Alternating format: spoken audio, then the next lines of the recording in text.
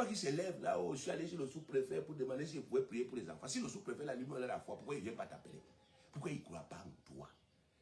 Pourquoi il ne fait pas le déplacement?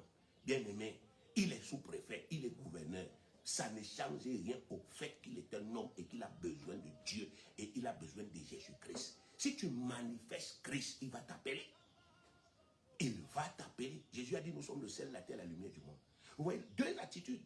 Aujourd'hui, vous voyez, les gens vous disent, non, je suis parti prier à la présidence tel jour. Qui t'a appelé là-bas? Ce sont les transactions que vous faites, les négociations que vous faites. Parce que vous voulez qu'on vous accorde un respect par force. Non.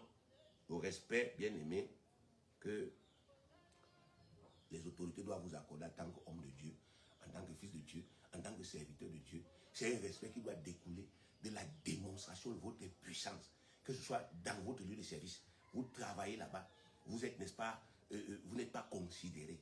Mais il y a un problème dans votre service. Vous dites à votre chef, écoute, si tu fais comme ça, ça marche. Je suis un enfant de Dieu. Fais comme ça va marcher. Il fait, ça marche. Il va vous respecter. Donc, vous voyez, bien aimé, ça dépend de vous. Continuons notre lecture. Alors, allons au verset 14. Et il dit, que faire pour elle? Géasi répondit, mais elle n'a point de fils et son mari est vieux. Verset 15. Et Élisée, dit, appelle-la.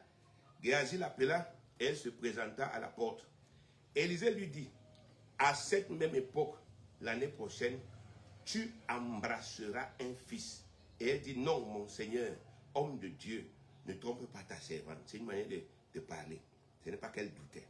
Cette femme devint enceinte et elle enfanta un fils à la même époque, l'année suivante, comme Élisée le lui avait dit. Bien aimé, voilà, bien aimé, ce qui fait la gloire des hommes de Dieu. C'est-à-dire les vrais hommes de Dieu, les vrais serviteurs du Seigneur Jésus sur la terre en cette époque. Parce que c'est eux qu'on appelle aujourd'hui les vrais hommes de Dieu. Parce que c'est Christ qui est le souverain dans les cieux et sur la terre. Ce sont donc les serviteurs de Christ aujourd'hui qui sont les serviteurs de Dieu. Donc parce qu'ils poursuivent le ministère de leur roi Jésus-Christ, qui a été mandaté par son Père pour accomplir les desseins du ciel sur la terre en cette époque. Donc voilà leur force ici.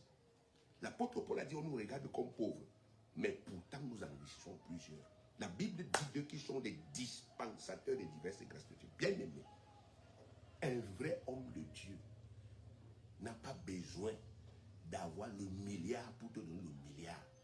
Un vrai homme de Dieu n'a pas besoin d'avoir les enfants pour te rendre stérile.